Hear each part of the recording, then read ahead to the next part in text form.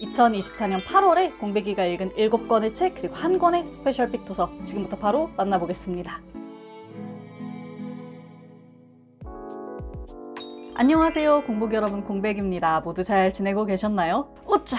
이번 달에도 어김없이 돌아왔습니다. 2024년 8월에 공백이가 읽은 7권의 책 그리고 1권의 스페셜픽 도서 지금부터 바로 만나보겠습니다.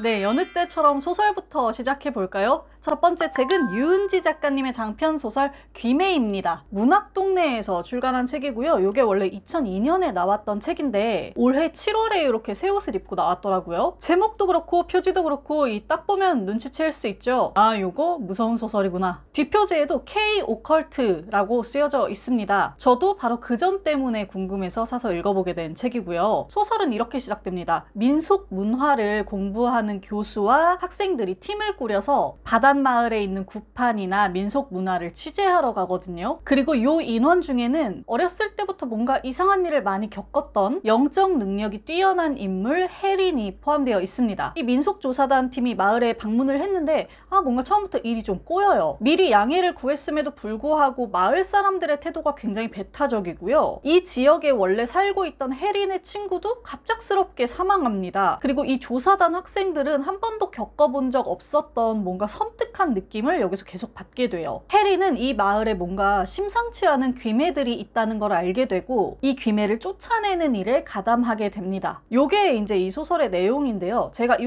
책을 살 때 기대했던 것은 약간 그 정보라 작가님의 한밤의 시간표 같은 약간 실생활과 밀접한 은근한 공포물을 기대했거든요. 그런데 이 책은 제가 읽어보니까 오히려 그 이우혁 작가님의 퇴마록과 조금 더 결이 비슷한 것 같았어요. 이 분위기의 차이를 뭐라고 설명해야 될까요? 좀 더 액션이 세고 귀매를 포함한 이 심령 현상과 그것을 퇴마하는 과정이 스토리의 전면에서 적극적으로 드러나는 분위기랄까요? 아무래도 저는 기대했던 느낌이 있다 보니까 요 점이 살짝 아쉽게도 느껴졌지만 확실히 되게 독특한 지점으로 느껴지기도 했어요. 매니아층이 있을 것 같은? 여담으로 저는 몰랐는데 이 책 검색해보니까 문학동네 플레이 이렇게 쓰여져 있더라고요. 플레이가 뭔가 찾아보니까 이게 그 문학동네에서 소설 읽기를 놀이로 즐길 수 있도록 뭐 다양한 장르의 이야기를 소개하는 시리즈래요. 이 귀매처럼 다 재출간된 도서로 이루어지는 건지 아니면 뭐 새 책도 릴리즈가 되는지는 모르겠지만 이것도 좀 흥미로운 시리즈라는 생각이 들었습니다. 유은지 작가님의 귀매 소개해드렸고요. 다음 책으로 넘어가 볼게요.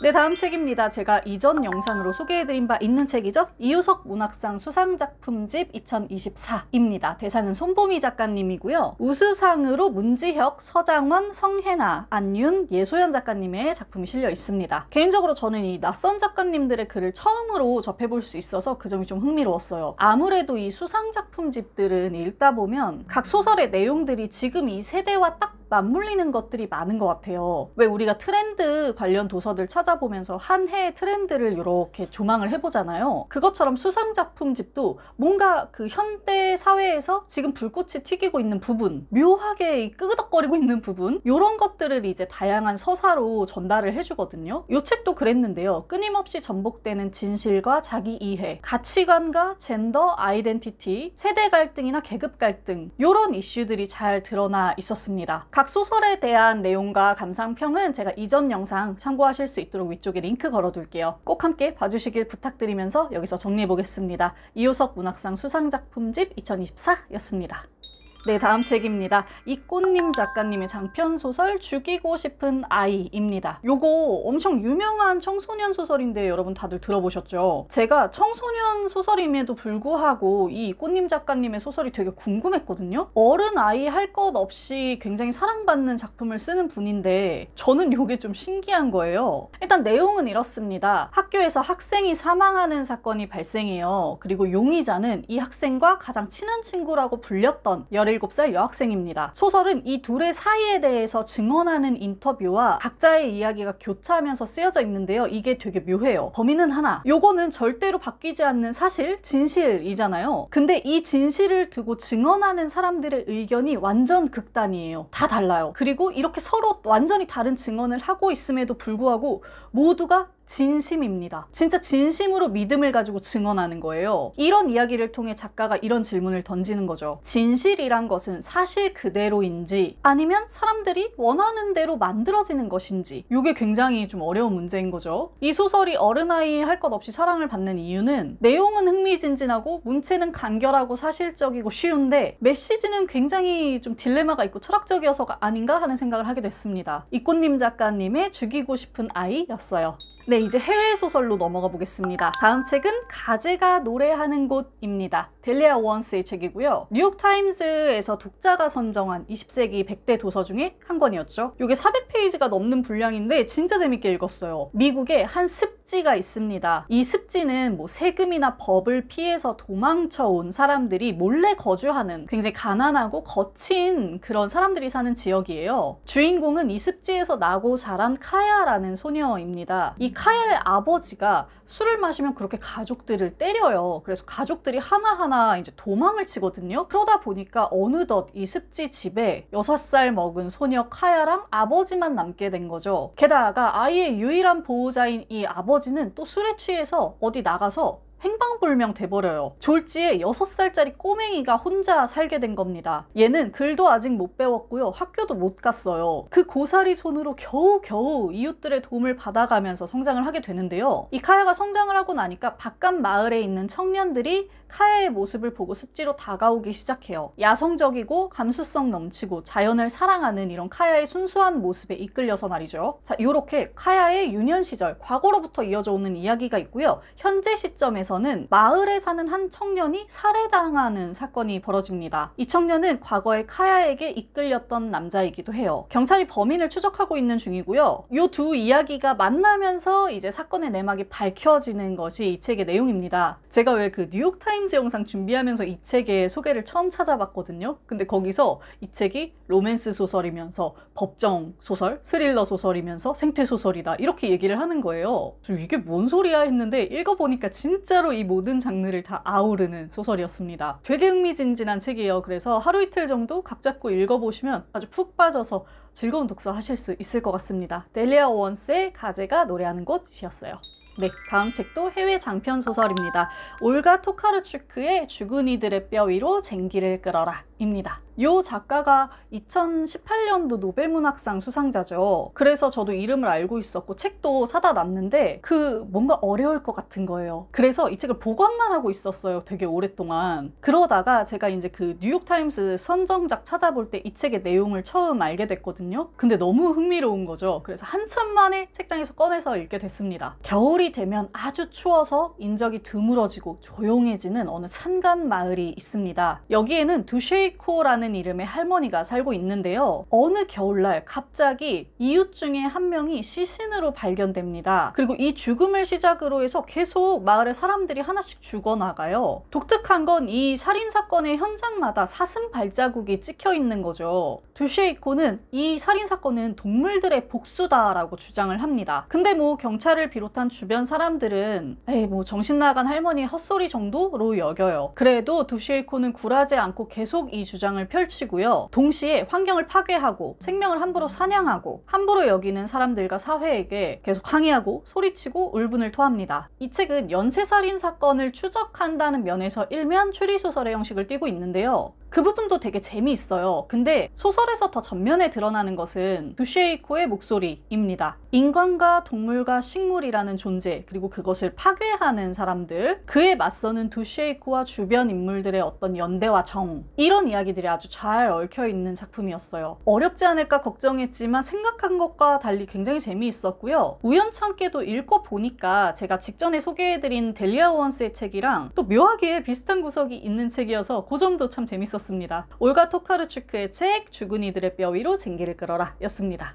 네, 다음 책입니다. 이번 달 저의 스페셜픽 도서이고요. 안온 작가님의 1인칭 가난입니다. 장르는 인문 에세이고요. 사회학 중에서도 빈곤과 불평등에 대한 이야기를 다루는 책이었어요. 이 책 정말 잘 읽었는데 이렇게 얇은 책임에도 불구하고 이 책이 왜 그렇게 저에게 큰 울림을 주었는지 좀 설명해 보려고 합니다. 왜 우리가 부자가 되는 법, 부자에 대해서 얘기하는 책들은 너무너무너무 많잖아요. 그런데 안온 작가님이 책에 쓴 것처럼 상대적으로 가난을 이야기하는 책은 정말 적습니다. 뭐 여러 가지 이유가 있겠지만 여기에는 사회적인 시선이 있을 거예요. 가난이 책으로 쓸 만큼 자랑인 것이냐? 능력이 없어서 가난한 걸 부끄러운 줄 알아야지. 가난을 전시해서 돈 버는 것이냐? 너보다 더 가난한 사람도 많다. 요런 상반되지만 굉장히 날카로운 비난들이 쏟아지거든요. 그렇지만 작가는 이야기합니다. 세상에서 내가 제일 가난한 것도 아니고 그래서 이 책을 쓸 때 망설였지만 가난의 이야기를 쓰고 팔지 못할 이유가 뭐냐? 더 많이 쓰이고 더 많이 팔려야 할 것은 가난이다 라고 이야기를 하거든요. 그러면서 이 책에 자신이 지난 20년 동안 기초수급자로 살아온 이야기, 가난한 가족 사이에서 고군분투하고 쓰러질 때까지 일하고 늘상 돈 때문에 불안해하면서 살았던 그런 많은 세월들을 털어놓습니다. 그 이야기들을 읽는 동안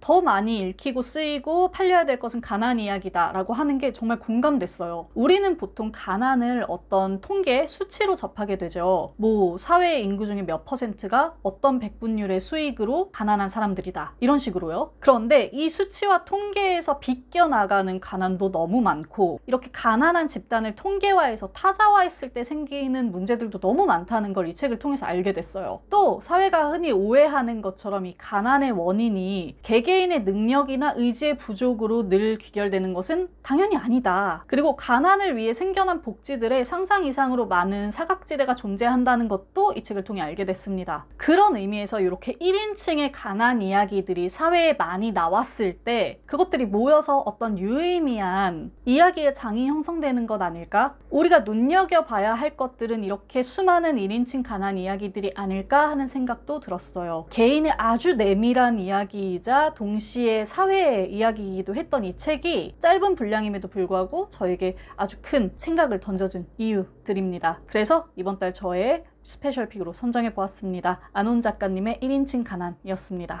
네, 드디어 마지막 책까지 왔네요. 다음 책은 박인성 작가님의 이것은 유해한 장르다 입니다.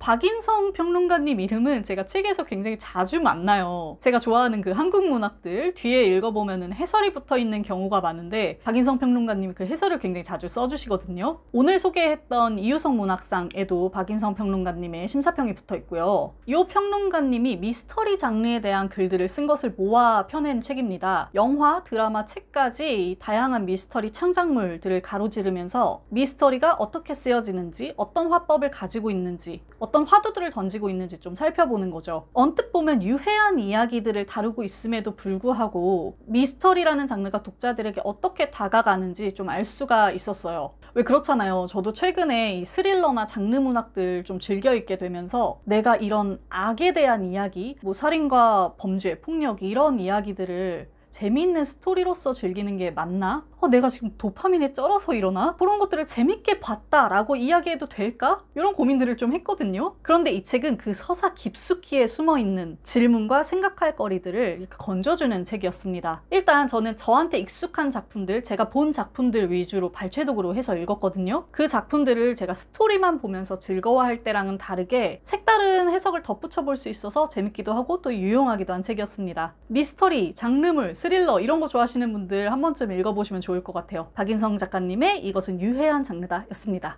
네, 이렇게 이번 달에 제가 읽은 책들을 모두 살펴봤습니다. 이번 달에는 제가 좀 두꺼운 책들을 함께 읽고 있어서 독서량이 많지는 않았는데요. 이 책들도 언젠가 읽고 우리 공복 여러분들께 얼른 소개해드릴 수 있으면 좋겠네요. 자, 오늘 영상으로 마음에 드는 책 한 권 발견하셨길 바라면서 저는 물러가 보겠습니다. 시청해주신 공복 여러분 감사합니다. 모두 멋지게 책 읽는 시간 되세요. 공백의 책단장이었습니다. 안녕.